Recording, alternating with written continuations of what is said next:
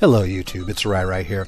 Wanted to go ahead and take this time to give you my thoughts on the recent Microsoft policy change in regards to the Xbox One and their DRM and always connected policies they had, which were real controversial after the E3 show. Basically, I've seen a lot of people on the internet, here on YouTube, speaking out against Microsoft, stating that this is a good thing for gamers for them to change it back to the way it kind of currently is in regards to the DRM, being able to sell used games and those things. And I just want to kind of give an alternative perspective to that. Maybe even a little heed of caution to warn people that it's never a good thing if you just kind of go with the crowd or lump yourself in to the popular perception without really trying to figure out what's really going on. After Microsoft came out and announced the Xbox One a few weeks before E3, there was a lot of speculation about their policies. They were even getting negative feedback then. And to their mistake, they stated, hey, you know what, we're going to go ahead and tell you guys more at E3. The E3 press conference came, and they didn't really do that. They really showed off the games. A lot of them looked great. Had a really good conference, in my opinion, except that they didn't really address those issues. They then, presented a couple press releases in regards to that.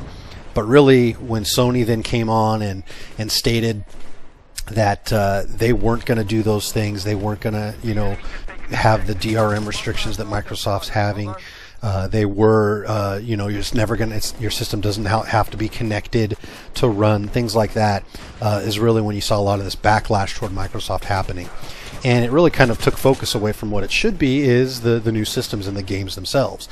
Rather than the, feedback that they were getting, Microsoft really dropped the ball on it. They have nobody but themselves to blame for this. They should have given us the end game. What were these policies, moving forward to? They weren't just there so they can kind of limit us and restrict us. No multi-billion-dollar corporation that sells things at retail and does business with consumers is going to go ahead and just, do things so they can restrict us. They're doing things monetarily. It's a money issue. That's what Microsoft, Sony, Nintendo are all in it for money, so they can appease their shareholders. Thus, what was the real reasoning for these policies? There was a lot of speculation out there that maybe it was for Microsoft to start instituting a Steam-based system on consoles, and there was a couple articles on the internet from some so-called Microsoft engineers, couldn't be verified, of course, things like that, but there was people saying that might be the case. And when Steam first came out, people hated it. People didn't like it. They didn't like the DRM restrictions and policies. But here we are a few years later, and Steam, in my opinion, has saved gaming on the PC. It has saved PC gaming, and that's kind of hard to argue with that, looking at the numbers that Steam does. And Steam has all sorts of DRM in place, and it's very successful.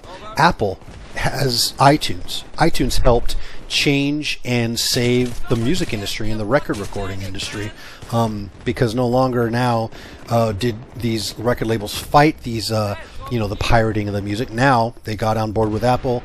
Apple has all sorts of DRM policies in regards to their services and their content, yet people buy them up no problem and never fuss about it.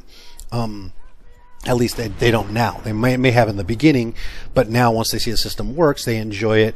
It's a great way to get content at a cheaper price, and it works. If Microsoft was trying to do something like that and trying to be progressive in instituting something like that, then we may have missed an opportunity to see that. I still hope that if that was the case, they are doing something like that.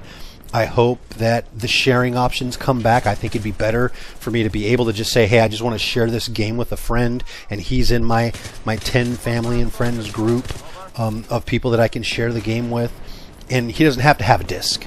I think that'd be a great option, a much better option, rather than having this option to share that we have now, which is if you want to borrow the disc, I got to give you the disc. It just, I think maybe Microsoft was trying to be progressive and do something that we haven't seen before on the consoles. Unfortunately, their own fault, they didn't relay that information to us and to the gaming public. thus they got the backlash that they did, and they really have nobody to blame but themselves for it. They set themselves up for failure. They didn't get the message across as to why they were doing these policies. Thus, that's the reason why they're in the boat now and had to change the policies.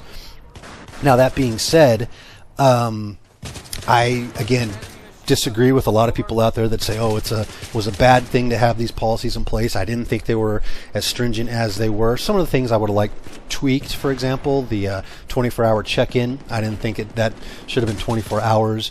I wouldn't affected me at all in my situation. My Xbox never leaves; it stays here, it stays on, it's always connected every time I turn it on. However, I do know guys that it would have affected, so I can see where they would do that. And want that changed. Really what it comes down to, guys, is if you're going to buy one of these systems, it shouldn't be anything about their policies or DRM in place or anything like that, because I have a feeling ultimately they're all going to have similar policies, similar DRM structures, similar online connectivity instances. It's all going to be kind of very similar like it is now when it's all said and done. It really should come down to the hardware, what the services that are offered, and the games. That's really why we play. We play games as gamers, and that's what we want them to do. And the other extra features are great. The hardware may be great, but ultimately, if one system has a game you want to play more so than another system, that's what should get you to end up going for that system and buying it. I know I'm going to go with an Xbox right now, eventually, because I want to play Titanfall. That was my game of the show. It's the one I want to play, and I know that's on Xbox and not on PlayStation, so I'll probably be getting that. Eventually get a PlayStation somewhere down the road, because I would like to play eventually some games maybe on that system. But that's kind of where it should be. It shouldn't be about all this other extra stuff that's out there that we just aren't too sure about yet.